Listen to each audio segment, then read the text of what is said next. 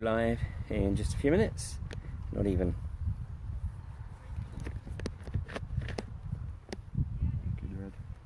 Well, we're actually live, so you can see. There you go. Sit back a bit. It's a beautiful sunny afternoon here in North Yorkshire. It's glorious. Well, I'm sitting here with Chris, who actually many people in the anti-fracking community will know of. Because he has become a bit of an urban myth, perhaps, a legend in the last 48 hours or so, as he effectively refused to deliver some drill pipe to Third Energy to their PK1 well site just up the road here. But Chris has visited us this afternoon at the Kirkby-Misperton Protection Camp. So Chris, it's an absolute pleasure to meet with you. So. Give us your account, your version of what actually occurred when you turned up at Pickering last Friday. Well, basically, I was just going about my normal day. I got given my paperwork in the morning to go and pick up a trailer. But on my paperwork, there was no name of a company that I was actually delivering it to. It was just an address with some instructions to wait in a lay-by and call the company. So I'm just plodding along, coming to the site, not thinking anything of it. And as I turned up to the site and I seen people with their signs, I slowly started to realise where I was coming up to. And I pulled my wagon over. I got out. I spoke to one of the people there. I think her name was Patsy, and she explained that it was a fracking site. And I don't know massive amounts about fracking, but I know that it's wrong. I have done a little bit of research, and it is something that I don't agree with. And straight away, I realised I was in a position then where I wasn't going to be able to deliver it. Otherwise, I'd be a hypocrite to myself. You know, I wouldn't be being true to myself. So I thought about it. I actually rang my brother straight away, and I was like, I'm in a position here, like a bit of advice, and he just said, like, you've got to do what's right for you. I was like, well, it's a job. I'm not delivering it, and for me, it wasn't a big thing. I didn't expect such an impact. Like, I've come here today, and everyone's like, oh, wants to meet me, and for me, it was just like, nah, yeah, cool, I'm driving off. But at the same time, it was quite emotional as well, because I felt like, wow, I've been put in this, it felt quite strong to be put in the position, do you know what I mean? And then coming here today and seeing how much of an impact it has, I'm so glad that I didn't deliver it, you know, which I was never going to do. It was, yeah. But you said something right at the start there. You said that there weren't actually any specific delivery instructions on the paperwork. It just instructed you to pull into the lay-by on the A169, call the company and wait for instructions. I mean, didn't you find that a little bit unusual? I did, but sometimes, like, we'll get a job and the paperwork might not all be there, and you'll get to job and like, oh, just email us ring us when you get there and we'll email you the paperwork. So sometimes that sort of stuff does happen, but for this, there was no name of the company. It was literally just an address. And I actually rang, after I'd spoke to Patsy at the site, I rang the site agent like I was meant to, and I said, oh, is this a fracking site? And he straight away said, no, who's this? He wasn't very nice, you know, and I was like, oh, I'm the person delivering your equipment. Straight away he was like, right, okay, don't speak to any of the protesters, wait there. And I was like, no, is this a fracking site? And he still tried telling me no. I was like, okay, I'm sorry, I like, we ended our phone call, and then I rang my employer and I said, I'm sorry, but it goes against my morals to deliver this. I'm not going to be able to deliver it. And actually my employer, I was expecting to get fired. I even said to the people there, I'm probably going to lose my job for this, but he understood. It's my beliefs at the end of the day, and it was more than he was like, yeah, we'll do a changeover, and he said, if that's how you believe, I'm not going to make you do something that you don't want to believe, which I was happy with, you know. I think I am going to try and look for further employment now. I realise that they're doing that sort of stuff, but that'll come. Well, after we put out on social media, and we didn't put your name out, and we just showed the footage of you literally just pulling away from the well site, which around the anti-fracking community went fairly viral, you know, over the last 24 hours or so. And obviously there was a great deal of concern that you had lost the job, but you know, from the comments, and you'll see yourself, because I know you're not even on Facebook, are you? No. So, but if you join Facebook, God forbid, but if you join Facebook, you'll see for yourself that, I mean, the comments were incredibly supportive. I mean, there's people there actually offering employment, people offering, you know, financial support. So that decision would not have left you in any financial difficulty Yeah, or wanting for employment. Yeah, that's sort of what I've realised when I've come to see you guys today, and how much heart is here. Do you know how much people are really? It's not about just protesting about something or, you know, trying to kick up a fuss. People here genuinely are like, I've got a heart. You know, it means something. And when I come here and people were so, I said to my brother, like, told him what I'd done, and I was like, do you want to come down? Because he's interested in this sort of thing too, and he was like, yeah, I'll drive you down. And like I say, the welcoming that I've had just by being here, and everyone like, oh, you're a hero. I'm like, whoa, no, I'm not. I was just doing my job by not doing my job. Do you know, I was just doing what's right, and I'm so glad that I've had such a big impact. But that's not what I was trying to do. I was just doing what anyone who would do. You know? I love that phrase. I was just doing my job by not doing my job. Yeah. You might get re-quoted on that once or twice. That's excellent. Now, Chris, I understand you actually got a military background, but it's an unusual and very interesting military background. Would you mind sharing some of that with us? Yeah, I can do. I enjoyed my career in the military, and I loved the lads that I worked with in the army. But like the way that I did lose my career, I sort of went against something that I didn't agree with there as well. And I sat down on a parade, and I was discharged from the military. You know, it was something I felt passionate about then. You know, and I don't have any regrets to that. Like, I loved the job, but it sort of opened my eyes to a lot of the corruption that is happening in the world, because I realised then that people that I thought cared about me and didn't. And that's when I started doing a lot of research. And so the step with the military, that's sort of like, that's where it all started for me, really. Do you know? So yeah. So you're a man of principle. I mean, it feels like I'm getting that way. Yeah. In my younger days, definitely not. But I feel like now I'm starting to find these morals and starting to realise what means something to me, and it feels good. Yeah, but I mean, how old are you? 27. You're 27. Okay, and you're starting to realise, hey, listen, I was a late developer. Yeah. You know, I was 40 before I actually had the courage to step. Well, 42 actually, before I had the courage to step off the treadmill. Yeah. So you know, hey, you're way ahead of the curve. But it's absolutely fantastic. And now, you know, one of the issues that we find in the anti-fracking community is that there is a predominance, if you like, of people who, how should I put it politely, are the wrong side of 40. You know, what is it that we perhaps need to do to be able to get, you know, people your age or the generation that's coming through to be able to find the principles that you know, you hold so dear? I think every person has got their own inner morals, yeah? Like, but it's not till you're put in a situation that fully tests what you stand for. Do you know what I mean? Like, you go through your life doing your day-to-day thing, you do your job, you're busy, you don't have really time to think about your principles, you're just living. And I think, like, the thing that happened with me in the army, that put me in a position where I actually thought about what I'm doing, you know, my actions, and then getting out of the military and coming back to civil life. It made me actually, something has to happen in your life personally to affect you as a person, I think, for you to then think, right, whoa, what is this? I need to actually look at it. And I think you can go and tell people all you want, but it starts with each individual person taking a look at themselves, I think. So you can put the information out there, and what you are doing, and it's down to every individual person, like what all these people on this site are doing, turning up. All it takes is for that one person to look in and go, actually, what are these people doing? And that's where it is. It's each person, just take that 5 minutes out of your day and listen to someone listening. Like, you know, like, I've started to listen, and that's where I've opened up.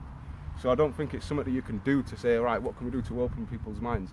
Just keep doing what you're doing, and eventually something will happen in there people's lives. And as you can see, more and more people around the country are starting to realise that we are being sold out by major corporations, government. There's good people also within that, but I think it needs to be an individual thing, is what I'm trying to say. You can give people the information, but it's what they do with it as individuals. Yeah. Something has to happen in their life for them to think about what they are and where they are.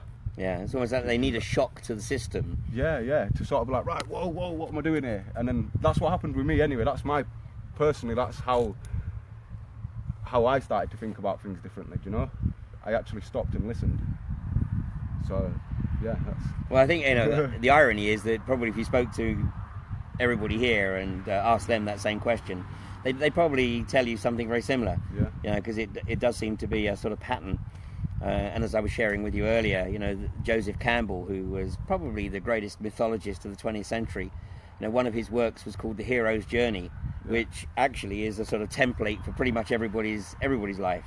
Right. And at some point, we all have an opportunity to make a decision. And I joke sometimes by saying that anyone who's still doing at 55 what they were doing at 35 has missed that opportunity. Yeah. But like I said, you're way ahead of the curve. 27. Hey, so where does it go from here? I feel like I don't know. I feel like it's the start of a new journey. Definitely. I feel like it was the start of a new journey over the past couple of years, but I've been wanting to get involved with something. I don't necessarily know what, but I've been wanting to get involved and do something different, something good that I feel passionate about. And I feel like I wasn't just sent to that job by chance. It's all happened for a reason, do you know what I mean? So I think maybe this is the start of a new journey for me, definitely. 100%. This is the path that I've been heading towards, and I feel like I'm slowly stepping on it, do you know? So definitely there's more to come from me yet. Well, it was a big step. I mean, you turning up at the site on Friday, you met 4 people. There was Rob and Patsy, and John and Val, and they were all really impressed from their conversation with you. They were so welcoming as well. It's not like, at first they didn't know whether I was going to be making a delivery or not, but none of them was like, get away from here, or there was no nastiness. There was like, hello, how are you doing? There was no animosity towards me for what they thought I was going to be doing, do you know? And then that in itself, do you know what I mean? They wasn't there to cause any trouble. They was there to give people information and say like, come on guys, just have a look at this. And it was amazing. Well, you may not know this, and maybe many of the people watching this don't know this, but John and Val Marga are part of a group in East Yorkshire who call themselves the Jerry Activists. Right. And John is actually the former Director of Education and Children's Services for East Riding Council. Yeah, I think you mentioned that. Did he? Yeah, and Val, his wife, was a former teacher, and they were the first 2 people to be arrested at Crawberry Hill in East Yorkshire nearly 3 years ago now. Right, okay. For exactly the same reason. I mean, it was a line in the sand for them, but there's a great end to their story because they persisted in their opposition to Rathlin Energy and blockading the trucks every time they went into the well site. And on August the 12th of 2015, Rathlin Energy announced that they were going to abandon their Crawberry Hill well site without fracking it. Really? So, and this is the wonderful thing about this movement. It brings together people from right across society. Yeah. People that I would never have met probably if it wasn't for this, and seeing people literally from all walks of life, all political, religious, all philosophical beliefs, and all united by, this one issue. Something that they feel passionately about. Yeah, it's good. I can feel that energy already, and I've been here for a couple of hours. Couple of hours, guys, and that is exactly what I feel, yeah. So now you live the other side of the moors. Yeah. And this is, and it was great that you took the time to, come visit with us. So do you think you're going to be back? 1,000,000%. 1,000,000%. You want to think about that? No, I'm coming back. Definitely. It's just a matter of when. I've got a few things I need to tie up, but I'll be back. Okay. So definitely. So you're going to become a regular within, well, certainly the community here. It's definitely something I want to come down and at least learn about and be around some like-minded people that actually feel something, you know. So yeah, I want to definitely come down, see what it's all about, see what. Just get involved really, and give a little bit back, you know, rather than just living a 9 to 5. You know, I want to do something that makes a difference. Now the key question, I want to come back to some of the comments that I've seen on social media over the last 48 hours or so, or not even 24 hours. First question: do you need another job right now? No one ever needs a job. Good answer. Do you want another job right now? I don't really know. I don't We'll really leave that know where hanging, I'm but at, there's... you know? I know you're not on Facebook. Definitely the job I'm doing at the minute isn't what I want to be doing. And that's not because of the people that I'm working for. The employer that I've actually got at the minute is probably one of the best employers I've ever had in terms of he cares about his blokes, you know? Well, he respected your decision, which is an enormous indicator. Yeah. It just so happens that the morals behind the job aren't suited to me, do you know? And I haven't.